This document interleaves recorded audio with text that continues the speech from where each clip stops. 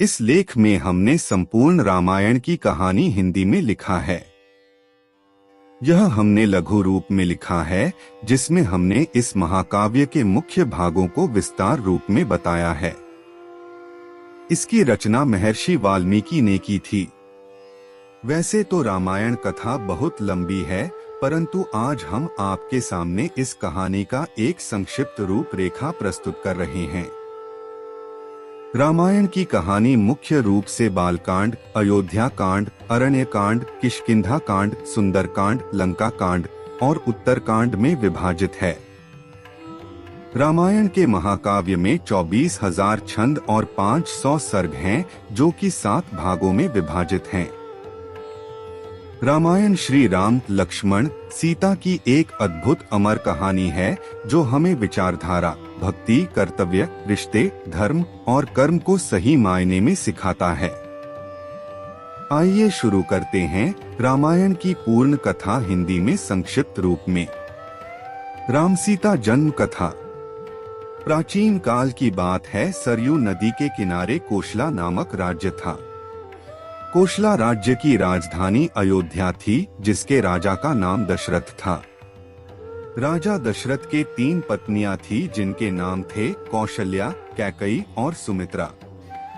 परंतु बहुत समय से उनकी कोई भी संतान नहीं थी, जिसके कारण उन्हें उत्तराधिकारी की कमी हमेशा सताती थी। इसके विषय में उन्होंने ऋषि वशिष्ठ से बात की और पुत्र कामिष्टि यज्ञ करवाया।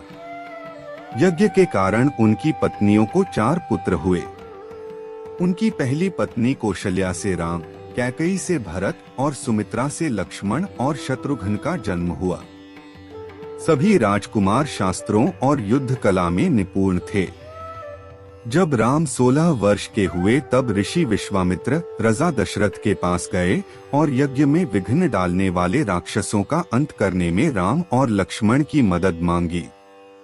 राम और लक्ष्मण ने इस कार्य को आदर से मान और कई राक्षसों का अंत किया, जिसके फलस्वरूप उन्हें ऋषि विश्वामित्र ने कई दिव्य अस्त्र प्रदान किए। एक दूसरे प्रदेश मिथिला के राजा जनक भी निसंतान थे।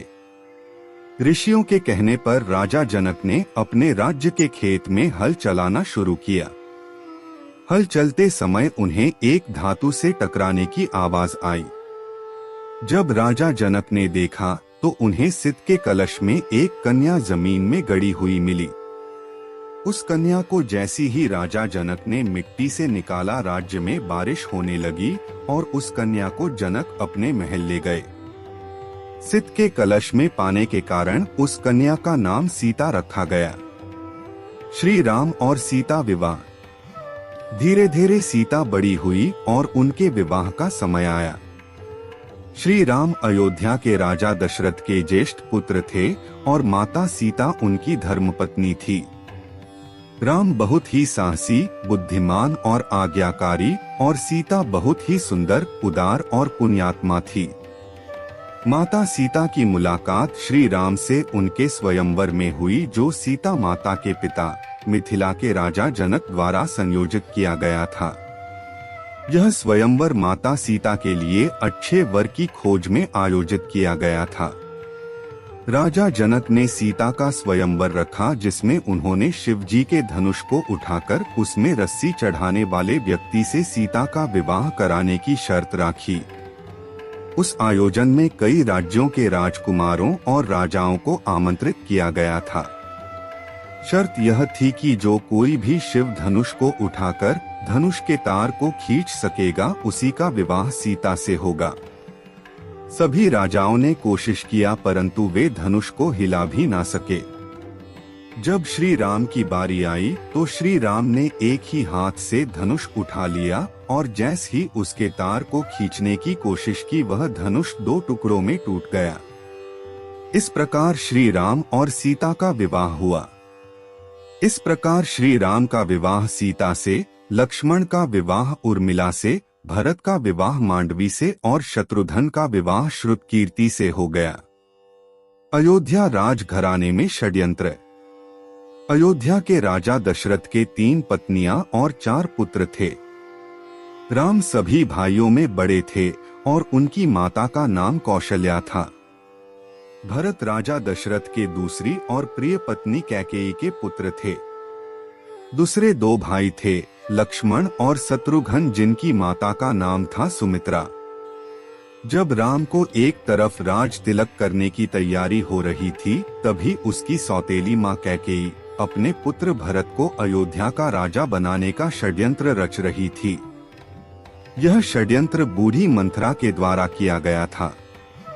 रानी कैकेयी ने एक बार राजा दशरथ की जीवन की रक्षा की थी। तब राजा दशरथ ने उन्हें कुछ भी मांगने के लिए पूछा था, पर कैकेयी ने कहा, समय आने पर मैं मांग लूंगी। उसी वचन के बल पर कैकेयी ने राजा दशरथ से पुत्र भरत के लिए अयोध्या का सिंहासन और राम के लिए 14 वर्ष का वनवास मांगा। श्री राम तो आज्ञाकारी थे, इसलिए उन्होंने अपने सौतेली माँ कैकेयी की बातों को आशीर्वाद माना और माता सीता और प्रिय भाई लक्ष्मण के साथ 14 वर्ष का वनवास व्यतीत करने के लिए राज्य छोड़कर चले गए। इस असीम दुख को राजा दशरथ सह नहीं पाए और उनकी मृत्यु हो गई।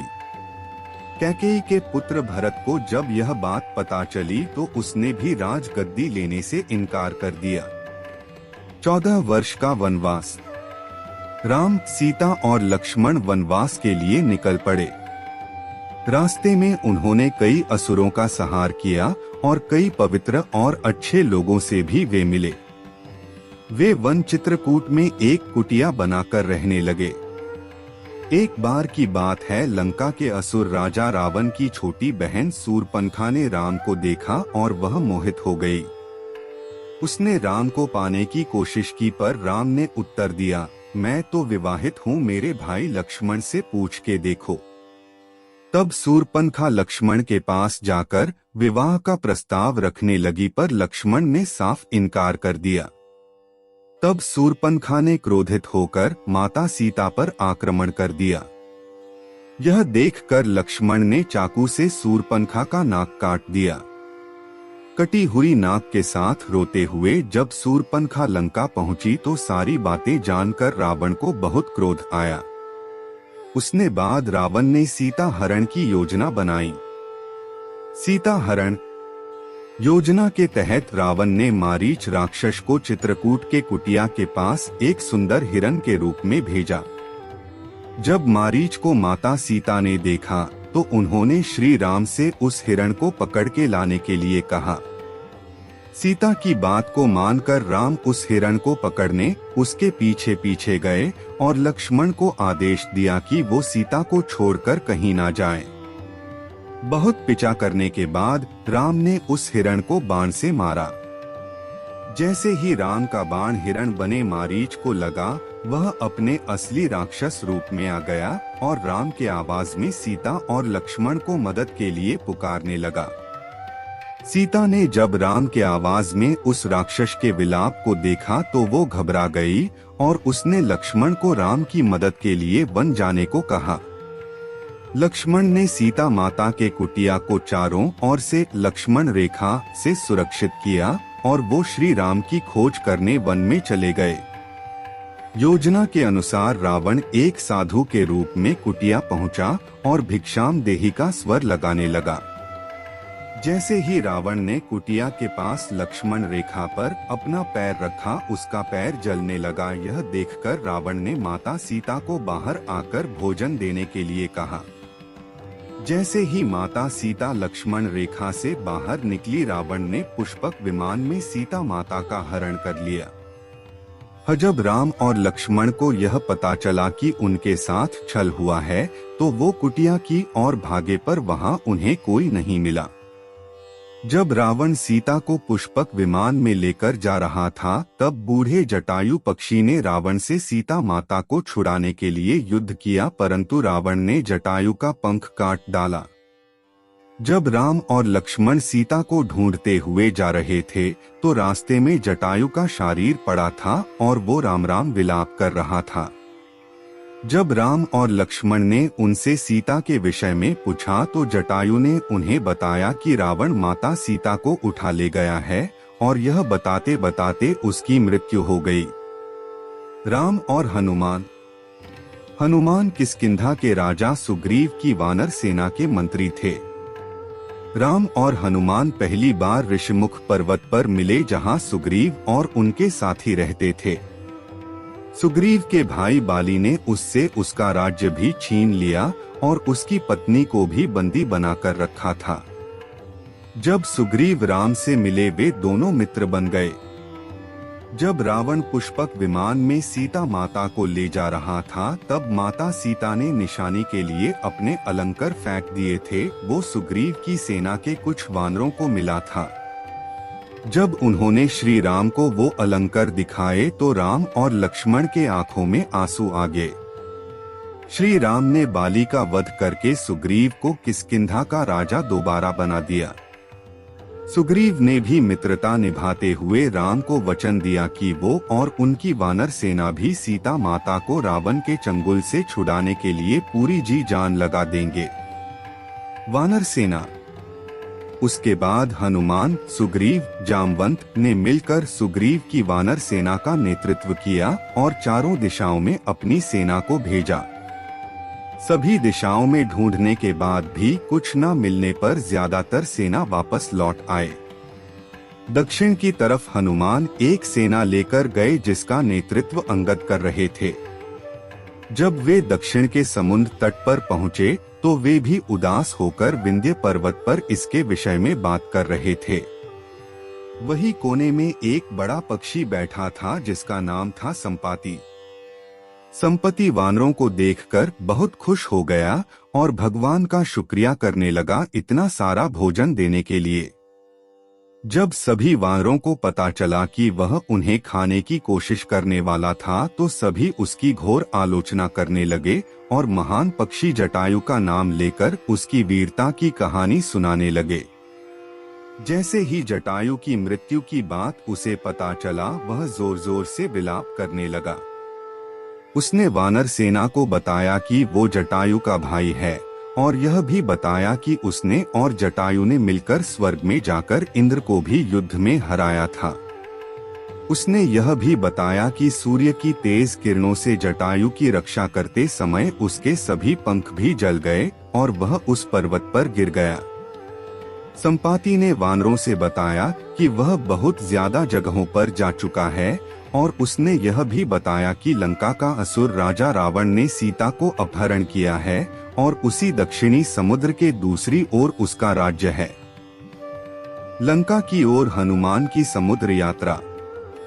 जामवंत ने हनुमान के सभी शक्तियों को ध्यान दिलाते हुए कहा कि हे हनुमान, आप तो महाज्ञानी, वानरों के स्वामी और पवन पुत्र हैं। यह सुनकर हनुमान का मन हर्षित हो गया और वे समुद्र तट किनारे स्थित सभी लोगों से बोले, आप सभी कंदमूल खाकर यही मेरा इंतजार करें जब तक मैं सीता माता को देखकर वापस ना लौट आऊं। ऐसा कहकर वे समुद्र के ऊपर से उड़ते हुए लंका की ओर चले गए। रास्ते में जाते समय उन्हें सबसे पहले मेनका पर्वत आए। उन्होंने हनुमान जी से कुछ देर आराम करने के लिए कहा, पर हनुमान ने उत्तर दिया, जब तक मैं श्री राम जी का कार्य पूर्ण ना कर लूं, मेरे जीवन में विश्राम की कोई जगह नहीं है। और वे उड़ाते हुए आगे चले गए। देवताओं ने हनुमान की परीक्षा लेने के लिए सांपों की माता सुरसा को भेजा। सुरसा ने हनुमान को खाने की कोशिश की, पर हनुमान को वो खा ना सकी। हनुमान उसके मुख में जाकर दोबारा निकल आए और आगे चले गए। समुद्र में एक छाया को पकड़कर खा लेने वाली राक्षसी रहती थी। उसने हनुमान को पकड़ लिया, पर हनुमान ने उसे भी मार दिया। हनुमान लंका दहन की कहानी। समुद्र तट पर पहुंचने के बाद हनुमान एक पर्वत के ऊपर चढ़ गए और वहां से उन्होंने लंका की ओर देखा।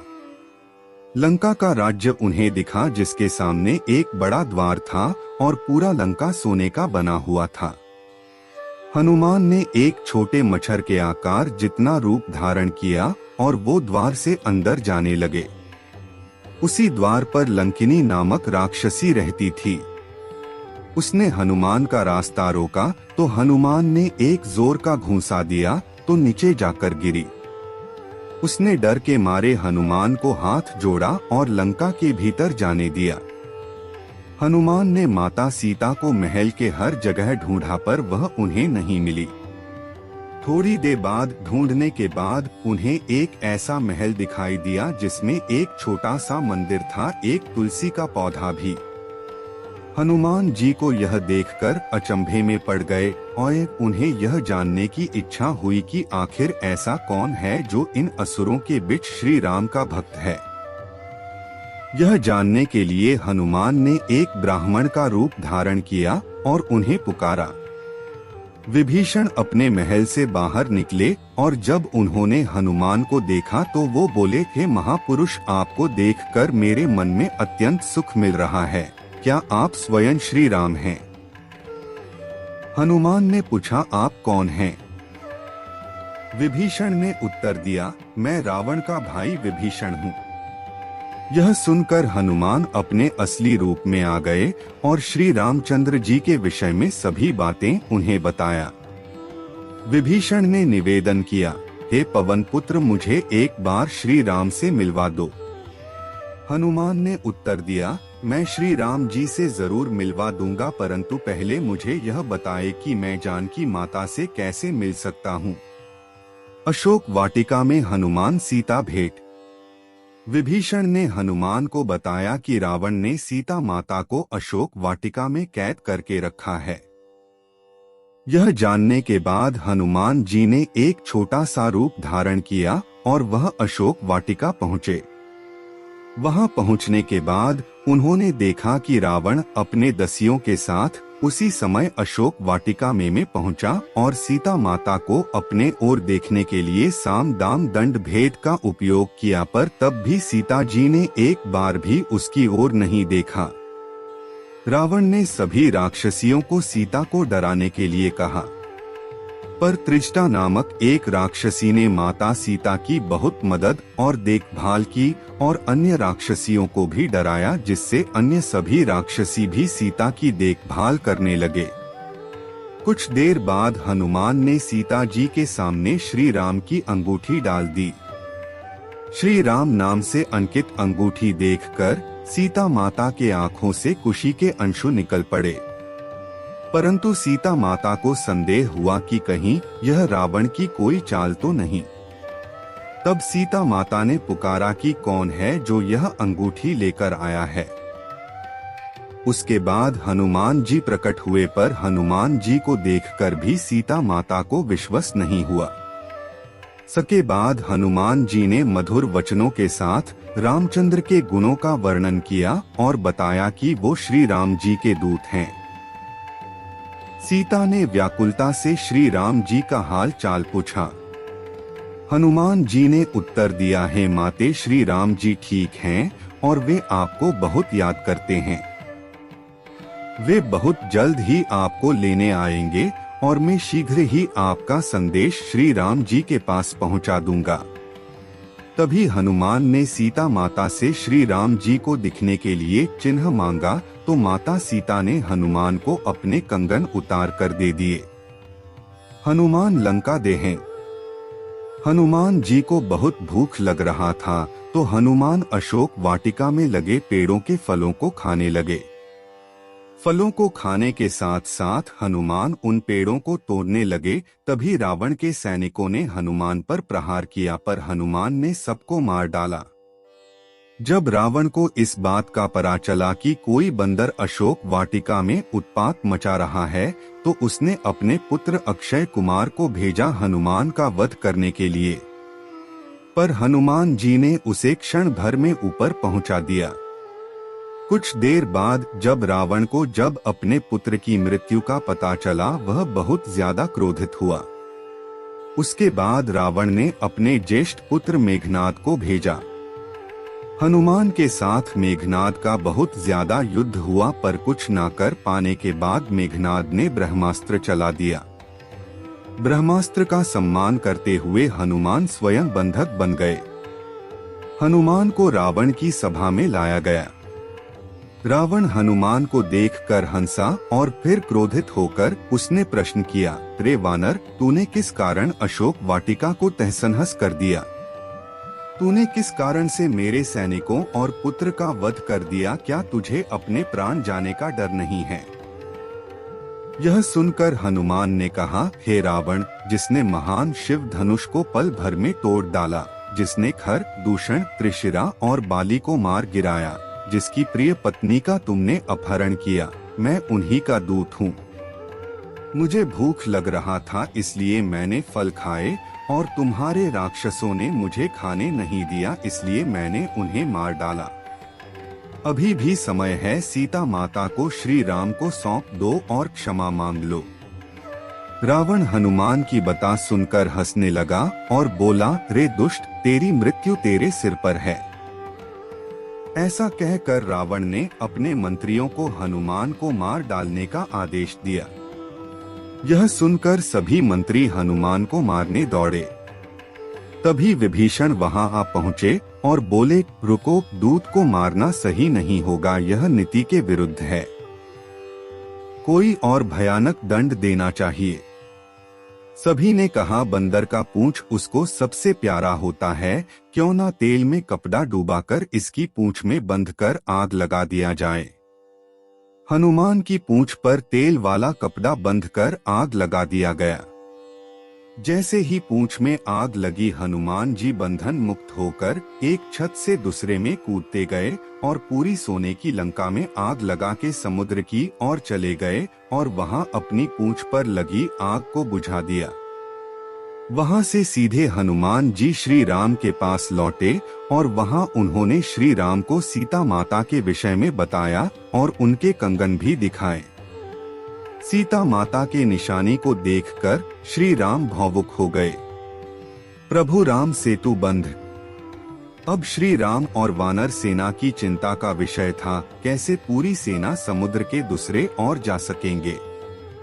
श्री राम जी ने समुद्र से निवेदन किया कि वे रास्ता दें ताकि उनकी सेना समुद्र पार कर सके, परंतु कई बार कहने पर भी समुद्र ने उनकी बात नहीं मानी। तब राम ने लक्ष्मण से धनुष मांगा और अग्नि बाण को समुद्र पर साधा, जिससे कि पानी सूख जाए और वे आगे बढ़ सकें। जैसे ही श्री राम ने ऐसा किया, समुद्र देव डरते हुए प्रकट हुए और श्री राम से माफी मांगी और कहा, हे नाथ, ऐसा ना करें, आपके इस बाण से मेरे में रहते वाले सभी मछलियां और जीवित प्राणी का अंत हो जाएगा। श्री राम ने कहा, हे समुद्र देव, हमें यह बताएं कि मेरी यह विशाल सेना इस समुद्र को कैसे पार कर सकते हैं। समुद्र देव ने उत्तर दिया, हे रघुनंदन राम, आपकी सेना में 2 वानर हैं, नल और नील। उनके स्पर्श करके किसी भी बड़े से बड़े चीज को पानी में तैरा सकते हैं। यह कहकर समुद्र देव चले गए। उनकी सलाह के अनुसार नल और नील ने पत्थर पर श्री राम के नाम लिखकर समुद्र में फेंक के देखा तो पत्थर तैरने लगा। उसके बाद एक के बाद एक करके नल नील समुद्र में पत्थर को समुद्र में फेंकते रहे और समुद्र के अगले छोर तक पहुंच गए। लंका में श्री राम की वानर सेना। श्री राम ने अपनी सेना के साथ समुद्र किनारे डेरा डाला। जब इस बात का पता रावण की पत्नी मंदोदरी को पता चला तो वो घबरा गई और उसने रावण को बहुत समझाया, पर वह नहीं समझा और सभा में चले गया। रावण के भाई विभीषण ने भी रावण को सभा में समझाया और सीता माता को सम्मान पूर्वक श्री राम को सौंप देने के लिए कहा, परंतु यह सुनकर रावण क्रोधित हो गया और अपने ही भाई को लात मार दिया, जिसके कारण विभीषण सीढ़ियों से नीचे आ गिरे। विभीषण ने अपना राज्य छोड़ दिया और वो श्री राम के पास गए। राम ने भी खुशी के साथ उन्हें स्वीकार किया और अपने डेरे में रहने की जगह दी। आखिरी बार श्री राम ने बाली पुत्र अंगद कुमार को भेजा, पर रावण तब भी नहीं माना। युद्ध आरंभ हुआ। श्री राम और रावण की सेना के बीच भीषण युद्ध हुआ। इस युद्ध में लक्ष्मण पर मेघनाद ने शक्ति बाण से प्रहार किया था, जिसके कारण हनुमान जी संजीवनी बूटी लेने के लिए हिमालय पर्वत गए, परंतु वे उस पौधे को पहचान ना सके, इसलिए वे पूरा हिमालय पर्वत ही उठा लाए थे। यहाँ तक कि रावण के भाई कुंभकर्ण जैसे महारथी असुर को भी भगवान राम ने अपने बाण से मार डाला। इस युद्ध में रावण की सेना के श्री राम की सेना प्रसत कर देती है और अंत में श्री राम रावण के नाभि में बाण मारकर उसे मार देते हैं और सीता माता को छुड़ा लाते हैं। श्री राम विभीषण को लंका का राजा बनाते देते हैं, परंतु राम माता सीता से मिलने से पूर्व उनकी अग्नि परीक्षा लेते हैं। उसके बाद श्री राम सीता और भाई लक्ष्मण के साथ अपने राज्य 14 वर्ष के वनवास से लौटते हैं। उसके बाद श्री राम को अयोध्या का राजा घोषित किया गया और उनका जीवन खुशियों से बीत रहा था। कुछ समय बाद माता सीता गर्भवती हो जाती हैं। परंतु जब राम लोगों के मुख से अग्नि परीक्षा के विषय में सुनते हैं, वह माता सीता को अयोध्या छोड़कर चले जाने को कहते हैं। माता सीता को इस बात से बहुत दुख होता है। महर्षि वाल्मीकि उन्हें अपने आश्रम में आश्रय देते हैं। लवकुश का जन्म। वही माता सीता 2 पुत्रों को जन्म देती हैं, जिनका नाम लव और कुश दिया गया। लव और कुश ने महर्षि वाल्मीकि से पूर्ण रामायण का ज्ञान लिया। वे दोनों बालक पराक्रमी और ज्ञानी थे। अश्वमेध यज्ञ। श्री राम ने चक्रवर्ती सम्राट बनने और अपने पापों से मुक्त होने के लिए अश्वमेध यज्ञ किया। यह यज्ञ करने का सुझाव उनके छोटे भाई लक्ष्मण ने दिया था। इस यज्ञ में एक घोड़े को स्वच्छंद रूप से छोड़ा जाता था। वह घोड़ा जितना ज्यादा क्षेत्र तक जाता था, उसे राज्य में सम्मिलित कर दिया जाता था। इस यज्ञ को पत्नी के बिना नहीं हो सकता था, इसलिए श्री राम ने माता सीता का स्वर्ण मूर्ति भी बनवाया था। जब श्री राम का घोड़ा स्वच्छंद रूप से छोड़ा गया, तब वह भी एक राज्य से दूसरे राज्य में गया। जब वह घोड़ा महर्षि वाल्मीकि के आश्रम के पास पहुंचा, तो लवकुश ने उसकी सुंदरता देखकर उसे पकड़ लिया। जब राम को पता चला, तो उन्होंने अपनी सेना को भेजा, परंतु लवकुश से युद्ध में सब हार गए। जब राम वहां पहुंचे, तो उन्होंने उन बालकों से पूछा कि वह किसके पुत्र हैं। तब लवकुश ने माता सीता का नाम लिया। जब राम ने यह सुना, तो उन्होंने बताया कि वह उनके पिता हैं। यह सुनकर लवकुश भी बहुत खुश हुए और राम से गले मिल गए। उसके बाद वे माता सीता से आश्रम जाकर मिले। उसके बाद श्री राम माता सीता और लवकुश को लेकर अयोध्या लौट आए। आशा करते हैं आपको रामायण की यह कथा संक्षिप्त रूप में आपको अच्छा लगा होगा।